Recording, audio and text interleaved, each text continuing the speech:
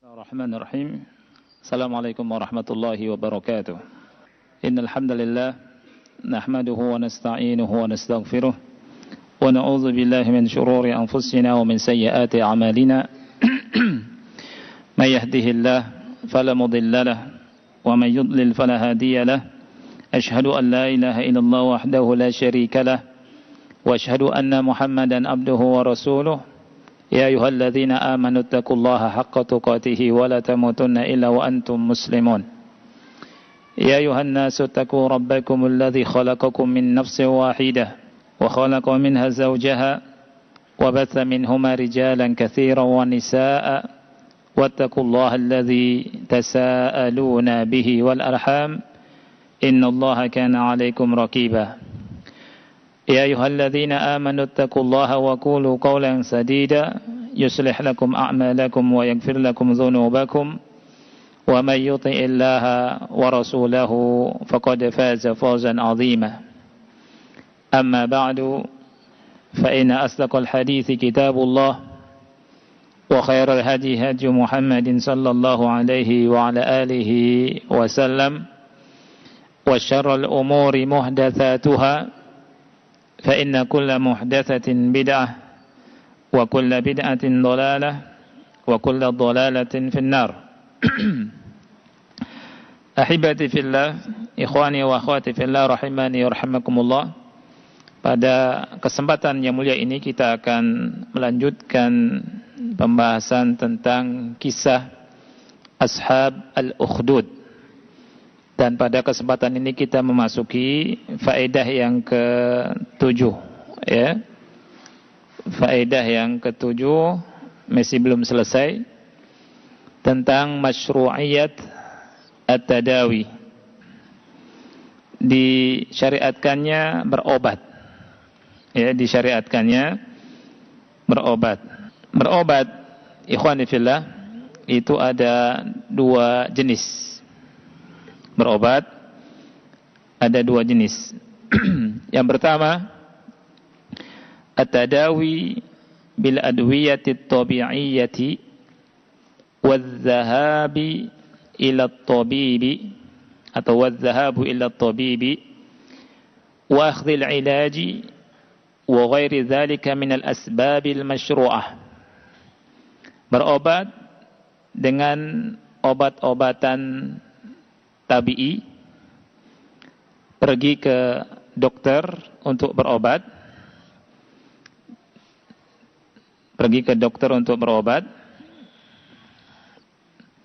dari sebab-sebab yang disyariatkan. Jadi berobat dengan obat-obatan yang alami, tabi'i, ya.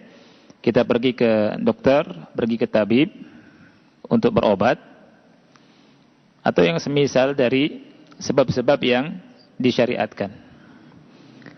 Kemudian yang kedua, at-tadawi bil adwiyatil ilahiyyatir ruhaniyah allati ja'at fil kitabi was sunnah. Berobat dengan obat-obatan ilahiyah ruhaniyah. Sekali lagi, yang kedua, berobat dengan obat-obatan ruhaniyah al-ilahiyah, yang datang keterangannya dalam Al-Quran dan Sunnah Nabi Muhammad Sallallahu Alaihi Wasallam. Di antaranya yang pertama, berobat dengan cara bersedekah. Berobat dengan cara bersedekah. Rasul kita Sallallahu Alaihi Wasallam bersabda dalam hadis yang hasan, dawu mardakum bis sadaqah. Obatilah orang-orang yang sakit di antara kalian dengan bersedekah. Ini salah satu cara berobat. Jadi dengan obat ruhaniyah ilahiyah. Rasulullah sallallahu alaihi wasallam memerintahkan kita untuk mengobati sakit kita dengan cara apa? Bersedekah. Kemudian yang kedua, qiraatul Fatihati 'alal marid, membacakan surat Al-Fatihah kepada orang yang sakit. Ya. Karena Nabi sallallahu alaihi wasallam pernah berkata kepada salah satu sahabat beliau ketika sahabat beliau meruqyah seseorang kemudian sembuh. Rasul sallallahu alaihi wasallam bertanya, "Wa ma yudrika annaha ruqyah?" Wa ma yudrika annaha ruqyah? Dari mana engkau tahu bahwa surat Al-Fatihah ini adalah ruqyah? Jadi ini cara yang kedua di antara cara berobat dengan obat-obatan ilahiyah ruhaniyah. Artinya dengan cara meruqyah, dengan membaca surat Al-Fatihah secara khusus. Kemudian dari hadisnya riwayat Bukhari Muslim, ya. Kata Rasulullah, "Ma yudrika annaha ruqyah." Ini pernah dilakukan oleh Al-Imam Ibnul Qayyim rahimahullahu taala. Membaca surat Al-Fatihah, beliau memegang daerah yang sakit kemudian sembuh biiznillah. Kemudian yang ketiga, ad-du'a, berdoa. Jadi doa ini penting sekali. Ya, bahkan banyak penyakit sembuh karena doa. Ya kan? Bahkan sebagian penyakit didiamkan saja sembuh. Yang menyembuhkan siapa? Allah Subhanahu wa taala. Ya. Tapi kita harus ada usaha untuk apa? Berobat. Ya. Nah, di antara cara berdoa berobat dengan adwiyah al-ilahiyah ruhaniyah yang ketiga adalah dengan cara berdoa.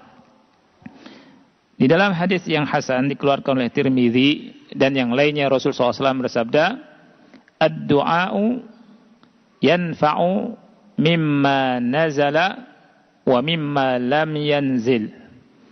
Fa'alaikum ibadallahi bid-du'a."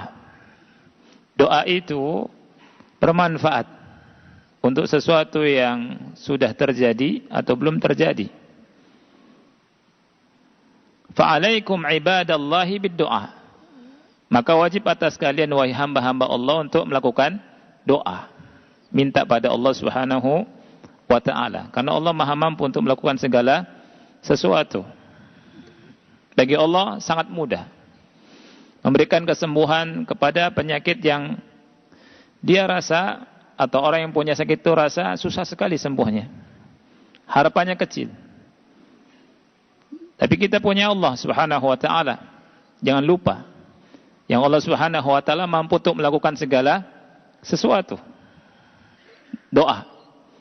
Kata Rasul, "Fa'alaikum ibadallahi bid-du'a." Kemudian yang keempat, ar-ruqyatus syar'iyyatu kama 'allamana an-nabiy sallallahu alaihi wasallam iyyaha. Melakukan ruqyah syar'iyyah. Ruqyah syar'iyyah sebagaimana yang telah diajarkan oleh Nabi sallallahu alaihi wasallam kepada kita. Ruqyah apa? Syar'i. Karena ada ruqyah yang bid'ah, ruqyah yang syirik. Ruqyah ini bentuknya jampe-jampe. Ya. Atau ruqyah yang berlebihan. Gulu dalam ruqyah. Ya. Ada yang gulu, ada zaman sekarang banyak. Ya. Orangnya tidak jelas, akidahnya enggak jelas. Manhajnya enggak jelas. Bacaan Qur'annya juga belepotan.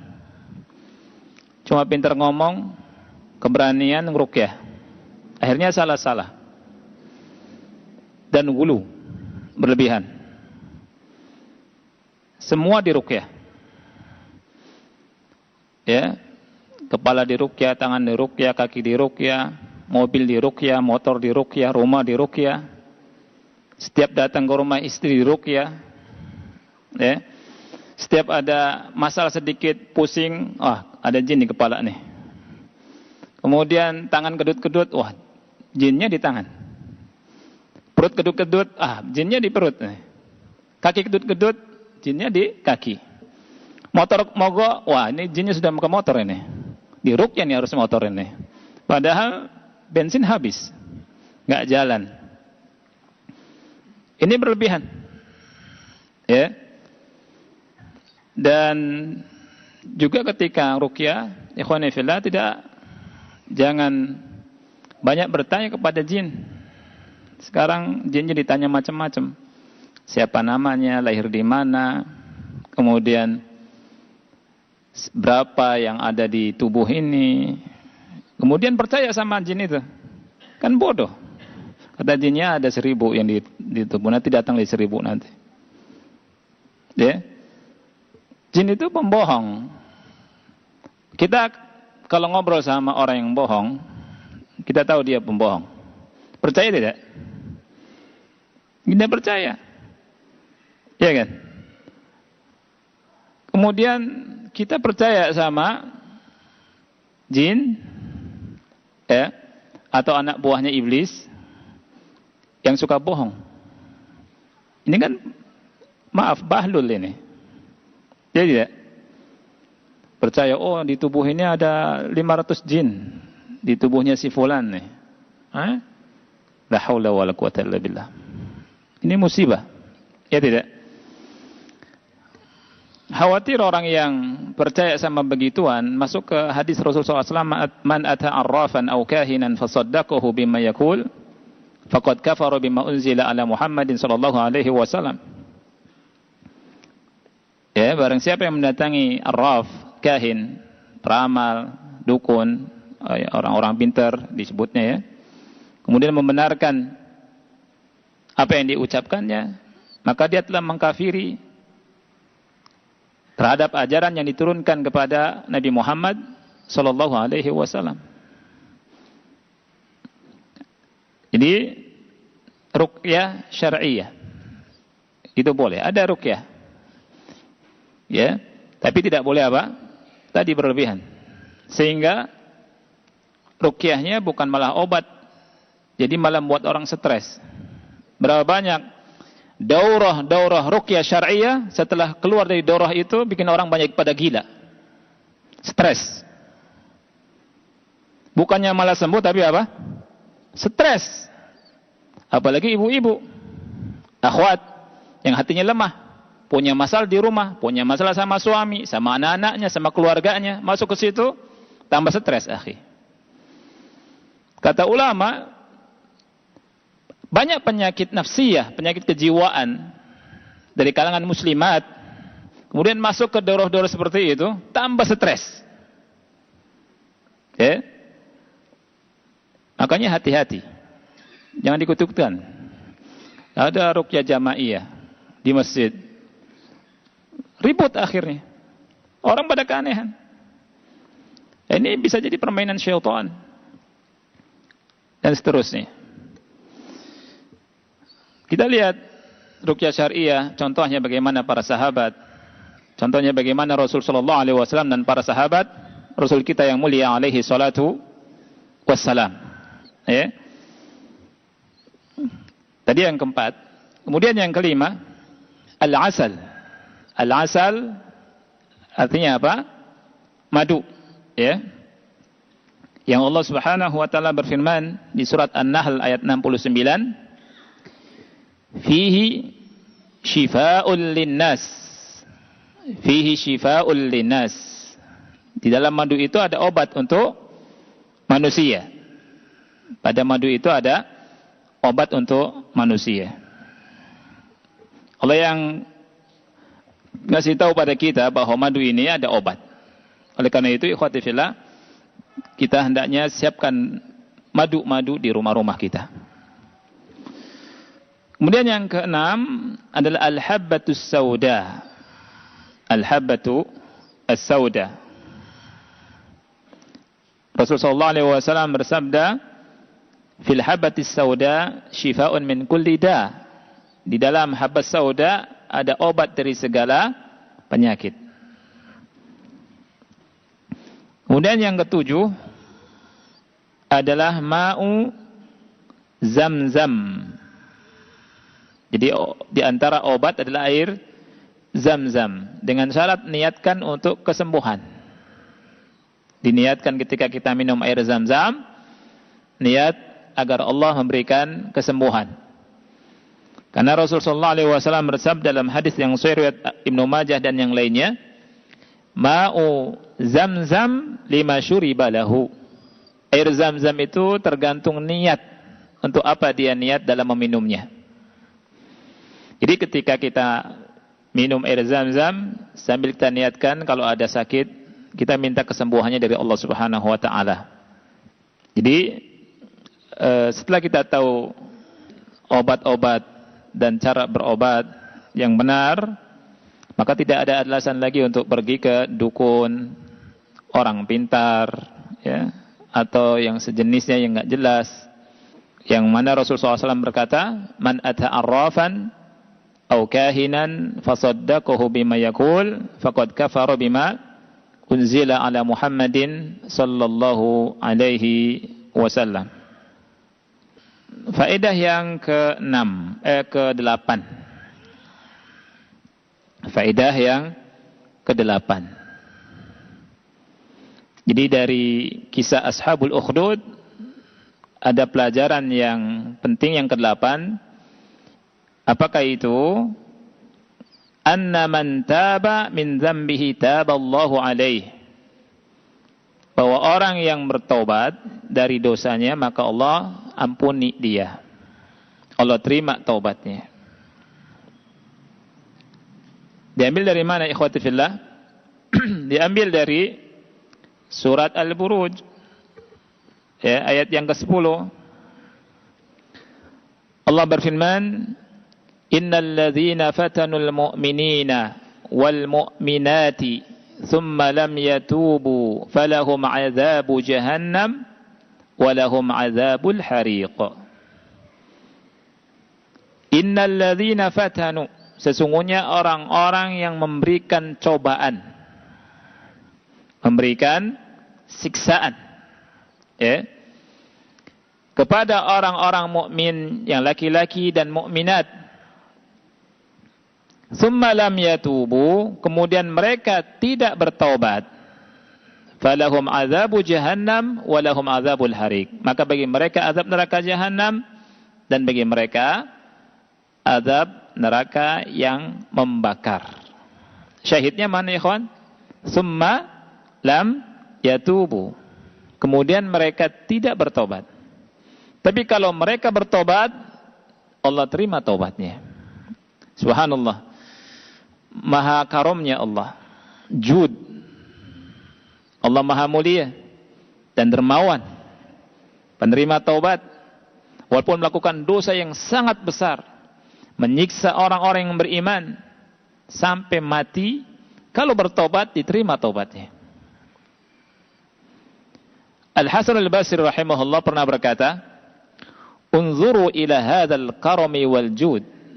Lihatlah, perhatikanlah kepada karomnya Allah, kepada kedermawanannya Allah Subhanahu wa taala, kepada kemuliaannya Allah Subhanahu wa taala.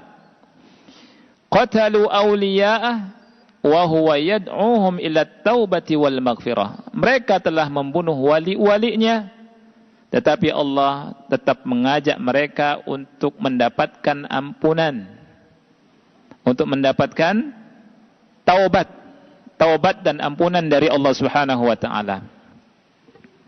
Tsumma lam yatubu. Oleh karena itu, ikhwati fillah, tidak boleh kita berputus asa dari rahmat Allah. Di dalam surat Az-Zumar ayat ke-53, Allah berfirman, qul ya ibadiyalladzina asrafu ala anfusihim la taqnatu min rahmatillah innallaha yaghfirudz dzunuba jami'a innahu huwal ghafurur rahim. Katakanlah, ya ibadi, wahai hamba-hambaku, alladzina yang asrafu ala anfusihim, yang melampaui batas atas diri-diri mereka, la taqnatu min rahmatillah, janganlah kalian putus asa dari rahmat Allah. Innallaha yaghfiru dzunuba jami'a. Sesungguhnya Allah Subhanahu wa taala mengampuni seluruh dosa. Hatta dosa syirik. Kalau dia bertobat sebelum meninggal. Tapi kalau meninggal belum sempat bertobat atau tidak bertobat, maka tidak diampuni. Tapi kalau sebelum meninggal bertobat, maka diampuni. La taqnatu min rahmatillah. Janganlah kalian merasa putus asa dari rahmat Allah Subhanahu wa taala. Rahmat Allah sangat luas. Ayat ini kita sampaikan ikhwani fillah kepada saudara-saudara kita yang merasa banyak dosa kayaknya enggak bisa diampuni lagi nih. Tidak. Rahmat Allah luas. Kata Allah, la taqnatu min rahmatillah. Janganlah kalian putus asa dari rahmat Allah. Orang kafir saja kalau misalkan mereka bertobat, Allah ampuni. Allah juga berfirman di surat Al-Anfal ayat 38, "Qul lil ladzina kafaru iyantahu yughfar lahum ma qad salaf." Katakanlah wahai Muhammad kepada orang-orang kafir, apabila mereka berhenti dari kekafiran mereka, maka akan diampuni dosa-dosa yang telah lalu. Orang-orang Yahudi, ikhwan fillah, dan orang-orang Nasara, ya, walaupun mereka berkata dengan perkataan yang luar biasa, ya, perkataan yang ngeri kepada Allah Subhanahu wa taala, lakukan kekufuran, tapi Allah ajak untuk bertaubat. Di surat Al-Maidah, di Al-Maidah ayat ke-74, Allah berfirman, "Afala yatubuna ila Allahi wa yastaghfiruna." Apakah mereka tidak mau bertaubat kepada Allah dan minta ampun kepada Allah? Inna wallahu ghafurur rahim, dan Allah Maha Pengampun lagi Maha Penyayang. Ikhwati fillah, ada beberapa contoh.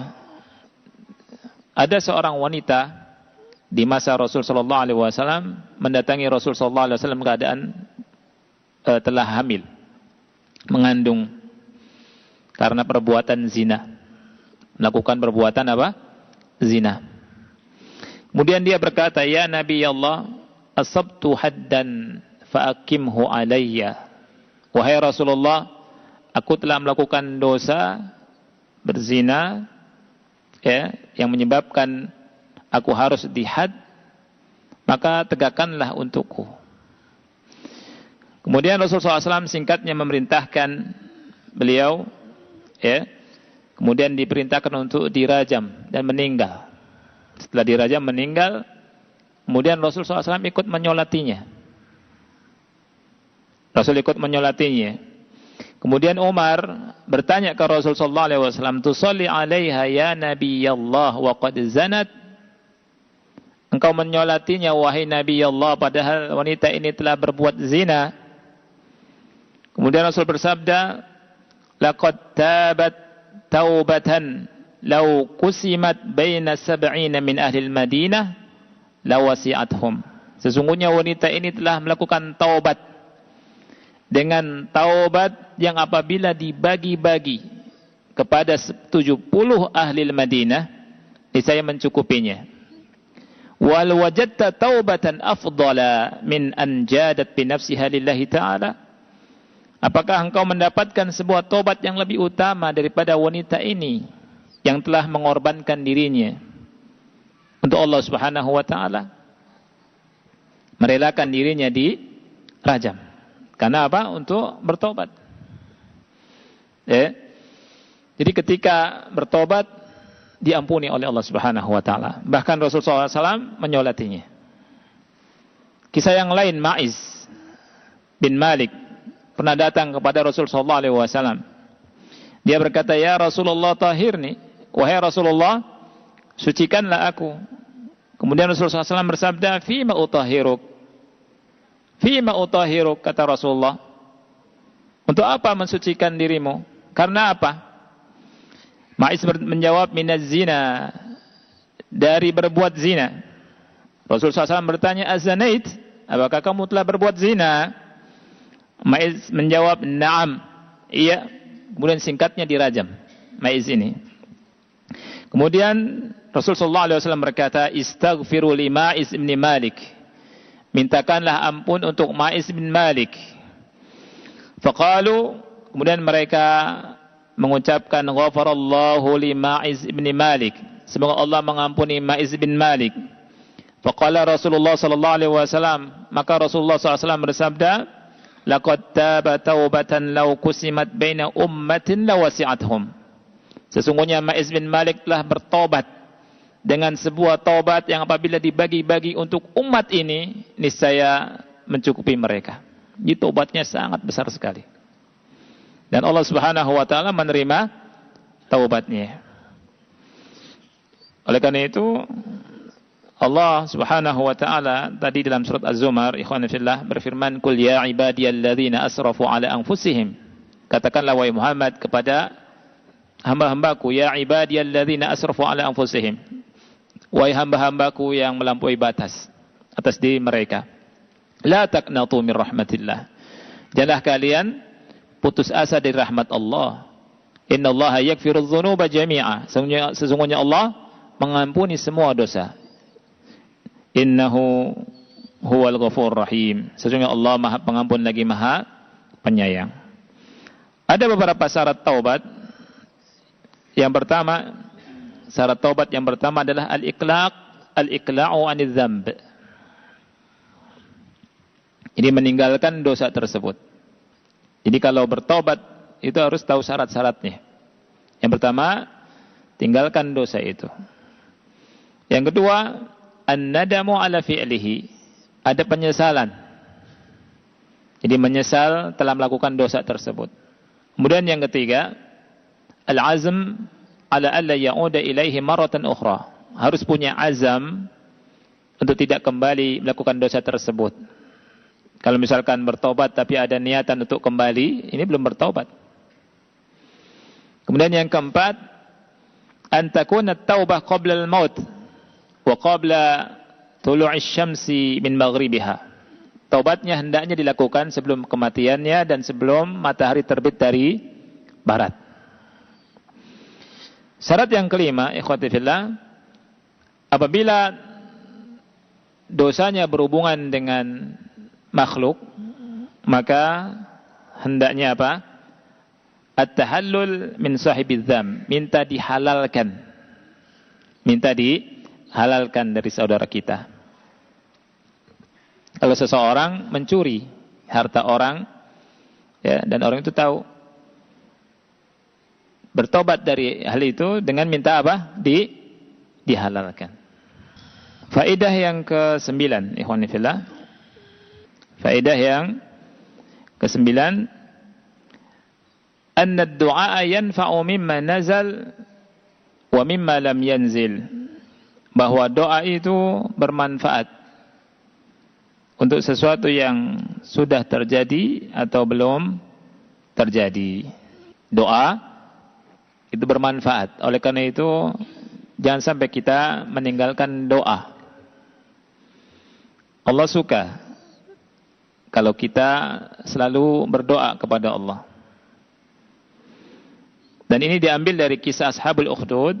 Pertama, ya, doanya gulam tadi, anak muda tadi yang berdoa pada Allah ketika dia melempar binatang besar yang menghalangi jalannya manusia.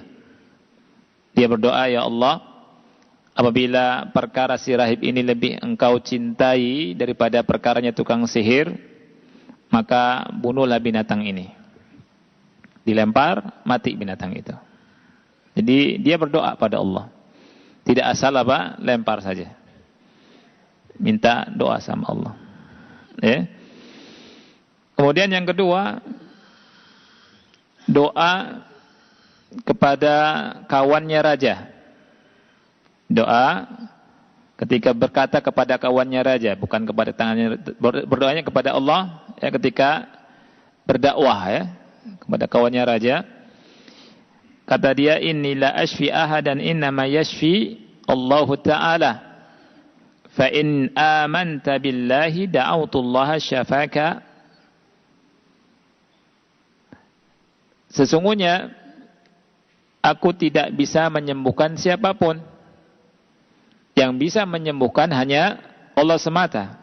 Apabila engkau beriman kepada Allah, maka aku berdoa kepada Allah, niscaya Allah sembuhkan. Kemudian dia beriman, kemudian dia berdoa kepada Allah dan disembuhkan. Ini doa penting sekali. Kemudian yang ketiga, contoh yang ketiga di hadis tadi adalah doa ketika dalam keadaan yang berbahaya, genting. Anak muda itu dibawa ke atas gunung. Kemudian ingin dilempar dari atas gunung. Kemudian anak muda itu berkata, Allahumma kfinihim bima syi'ta.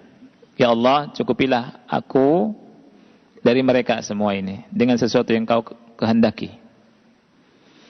Ya, kemudian doa juga ketika dibawa di tengah-tengah laut ingin ditenggelamkan, juga berkata Allahumma kfinihim bima syi'ta.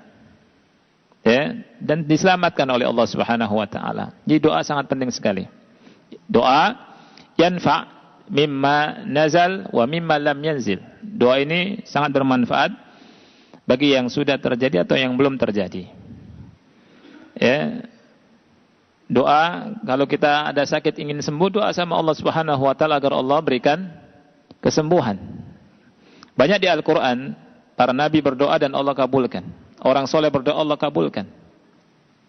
Di antaranya surat Al-Anbiya ayat ke-83 sampai 84 tentang Nabi Ayub. Ya. Nabi Ayub yang sakit selama 18 tahun. Bukan 18 jam. Bukan 8 hari. Bukan juga 18 hari isolasi mandiri, bukan. Tapi 18 tahun. Dan sakitnya dari ujung rambut sampai ujung kaki. Yang tidak sakit cuma 2. Mulut sama hatinya. Untuk berzikir pada Allah Subhanahu wa ta'ala. Tapi sabar. Dan berdoa. Allah Subhanahu wa ta'ala berfirman di surah Al-Anbiya yang tadi disebutkan tadi. Wa ayyuba idnada rabbahu anni massaniyad-durru wa anta arhamur rahimin. Dan ingatlah tentang Ayub ketika berdoa kepada Rabb-Nya, anni masaniyad-dur, ya Allah sesungguhnya aku telah ditimpa penyakit. Wa anta arhamur rahimin, dan engkau adalah arhamur rahimin. Engkau adalah Maha Penyayang di antara yang penyayang. Fastajabna lahu fakashafna ma bihi min dur. Maka kami kabulkan doanya dan kami sembuhkan dari penyakitnya. Wa atainahu ahlahu wa mithlahum ma'ahum rahmatan min 'indina wa dzikra lil 'abidin. Dan kami kembalikan lagi keluarganya. Dan kami juga berikan berlipat ganda dari mereka bersama keluarganya itu. Sebagai rahmat dari sisi kami. Wa dzikra lil 'abidin, dan sebagai peringatan untuk hamba-hambaku yang menyembah aku. Nah, ini ikhwani fillah pelajaran penting bahwa doa ini bermanfaat. Rasul kita sallallahu alaihi wasallam bersabda dalam hadis yang sahih riwayat Bukhari dan Muslim, "Innallaha yaqul," sesungguhnya Allah berfirman, Ana inda dhanni 'abdi bi wa ana ma'ahu idza da'ani. Aku adalah sesuai dengan prasangka hambaku terhadapku. Wa ana ma'ahu idza da'ani, dan aku bersamanya apabila hambaku berdoa kepadaku. Ini hadisnya sahih, dikeluarkan oleh Bukhari dan Muslim. Jadi kita hendaknya selalu berprasangka baik kepada Rabb kita. Berprasangka baik kepada Allah Subhanahu wa ta'ala. Jangan punya suudzon. Jangan berburuk sangka kepada Allah Subhanahu wa ta'ala. Kita perbaiki hati kita, perasaan kita, penuhi hati kita dengan husnudzon kepada Allah. Karena kata Allah, aku tergantung perasaan hambaku. Dan di sini juga Allah menghabarkan bahwa Allah akan bersama dengan orang yang berdoa kepada Allah Subhanahu wa taala. Oleh karena itu, ikhwati fillah, kita mudah-mudahan bisa mengamalkan hadis ini. Perjalanan para nabi dan rasul dan orang-orang soleh yang Allah sebutkan dalam Al-Quran tidak lepas dari doa. Di surat Qasas yang pernah Anda bacakan, itu Nabi Musa, ya, padahal lapar, duduk, kemudian beliau berdoa pada Allah. Rabbi inni lima anzalta ilayya min khairin faqir.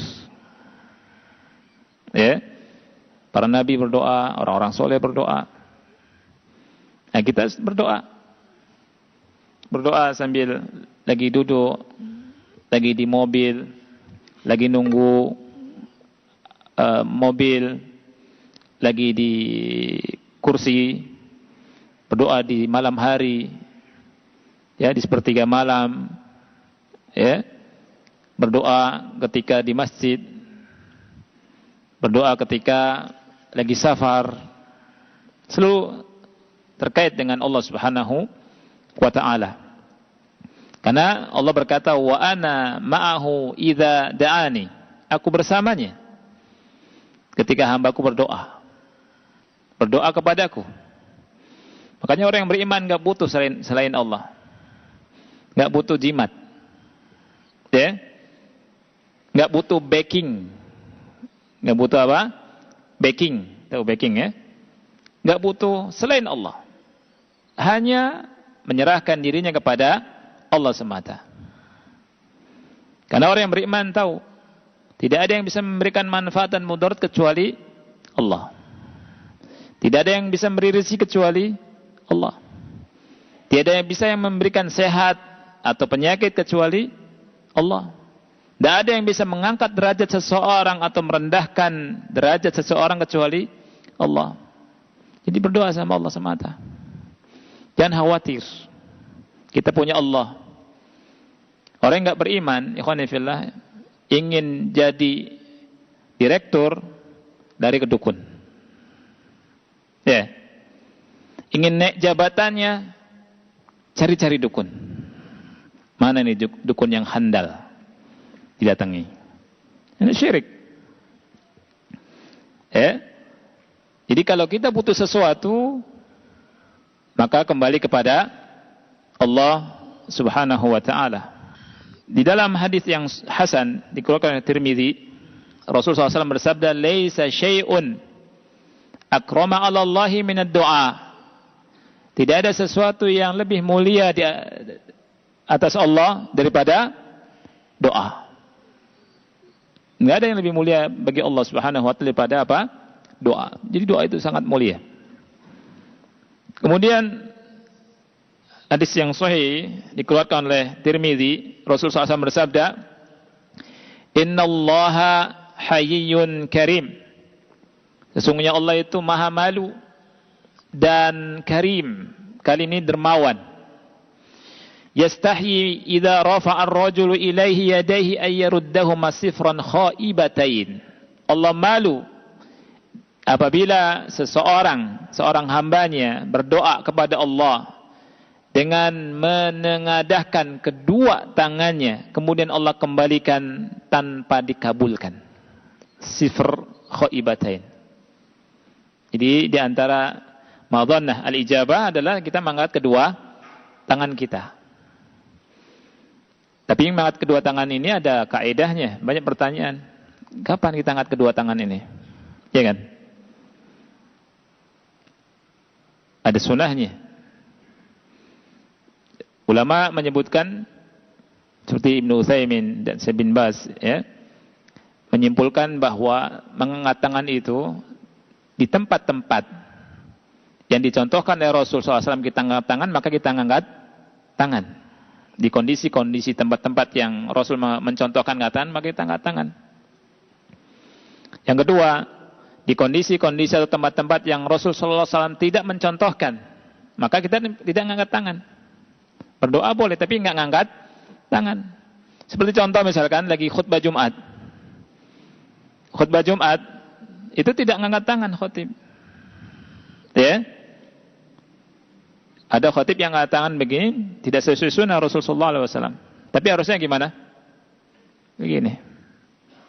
Allahumma ighfir lil muslimina wal muslimat wal mu'minina wal mu'minat. Begini satu jari begini. Kata Syekh Utsaimin, salah yang begini.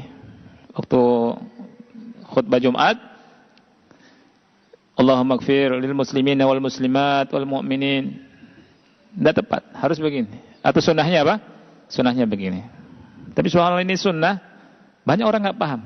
Anda punya kawan di sebuah tempat, dia berkhutbah dengan begini, selesai khutbah, kemudian ada jamaah bilang, Ustaz, ente nggak sopan sama Allah Subhanahu Wa Taala. Masa Allah tunjuk-tunjuk? Ini karena apa, ikhwan? Karena nggak punya ilmu, ya. Dan kita menunjukkan bahwa sunnah Rasulullah SAW harus kita dakwahkan, kita contohkan, ya, dan kita jelaskan. Itu merupakan sunnah Rasulullah SAW.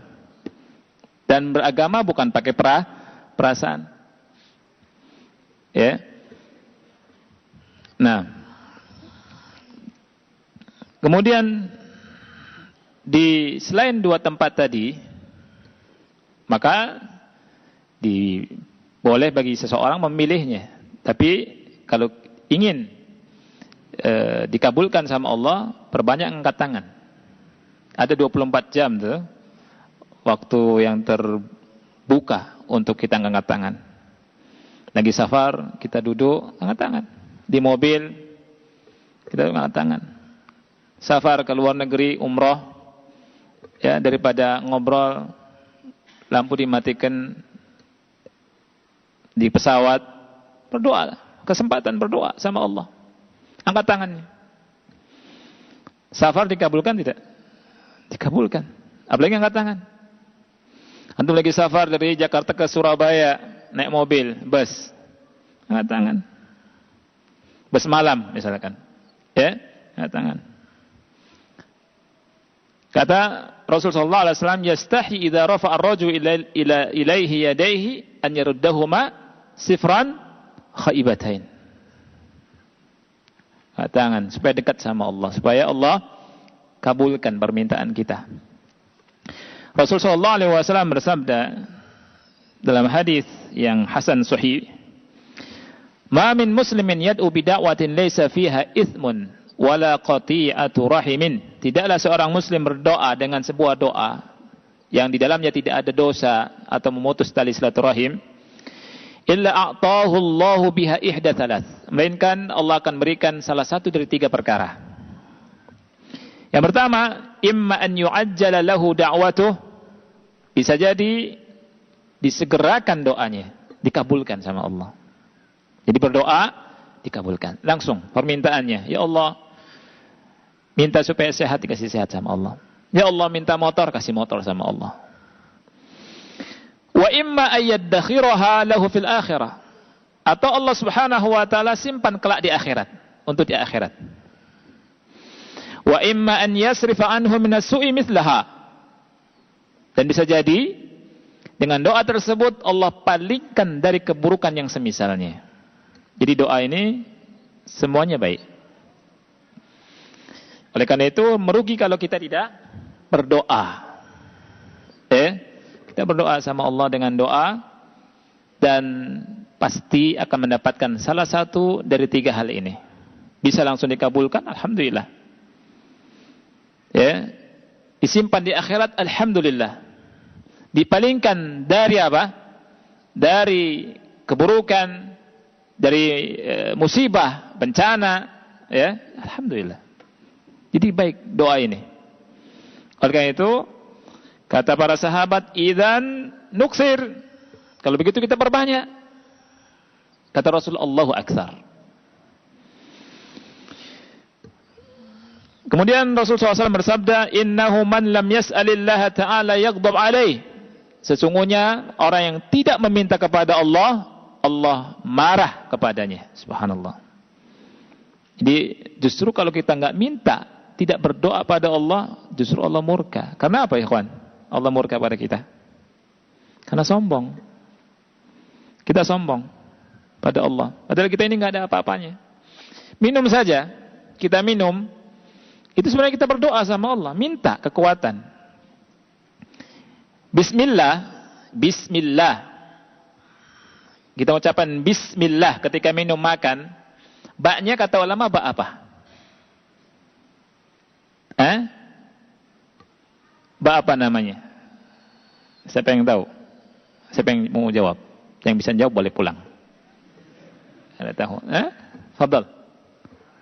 Nah, ba lil isti'anah. Isti'anah. Ba minta tolong. Ba minta tolong.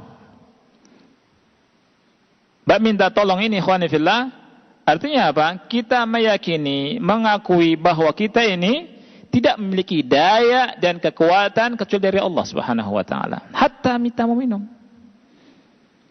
Dengan ucapan bismillah kita sedang minta tolong pada Allah agar Allah Subhanahu wa taala berikan kenikmatan ini dan masuk ke kita. Karena bisa jadi Allah tidak menghendaki. Enggak bisa minum. Mungkin dia pecah. Mungkin enggak bisa masuk. Mungkin enggak bisa diterima oleh perut kita. Bisa jadi. Maka bismillah. Mau makan?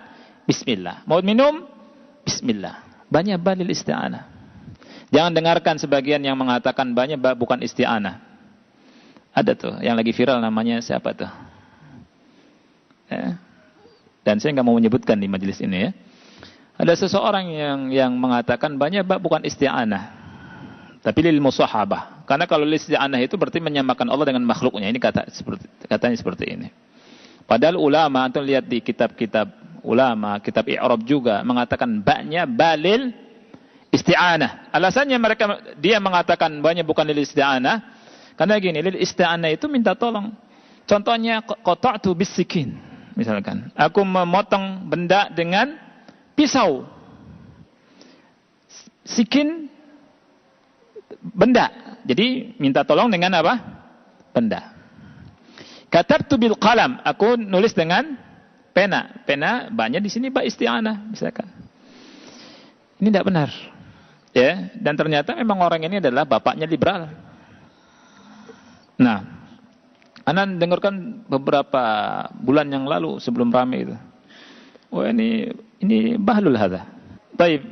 Berikutnya ya ikhwan, yang terakhir, anna da'i ila Allah yastaghillu hajatan nas ilaihi fi da'watihim ila at-tauhid wal iman billahi azza wa jalla. Bahwa dai orang yang berdakwah, dakwah ila Allah, mengambil kesempatan untuk mengajak manusia kepada Allah ketika manusia butuh, ada hajat kepadanya. Ya. Nah, ketika dalam kondisi ini seorang dai hendaknya mengambil kesempatan untuk mendakwahinya agar kembali kepada Allah. Subhanallah, dai ini luar biasa sekali. Bukan malah mengambil kesempatan untuk mengambil dunia. Ya. Diambil dari peristiwa dan kisah Gulam tadi. Gulam tadi enggak ada kepikiran, saya mau ngambil duitnya, enggak ada. Oh, hadiah dia bawa banyak nih. Dan menteri, sahabatnya raja, bawa hadiah sangat banyak, dikasih buat siapa? Buat dia.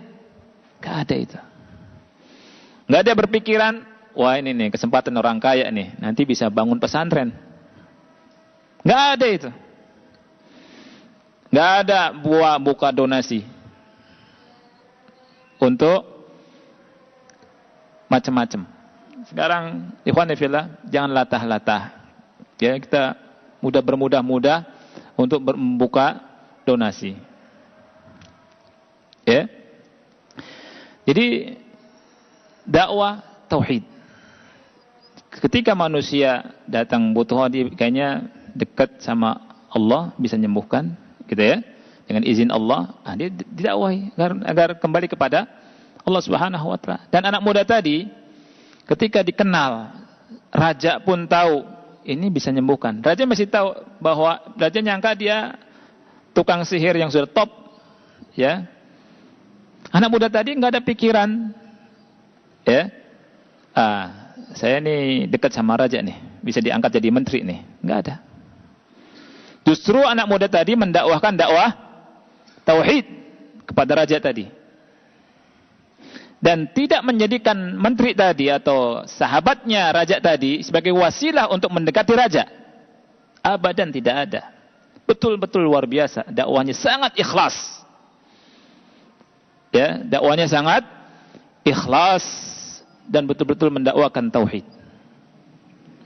Ya. Dan dekat-dekat pintu sultan itu khawatir terfitnah.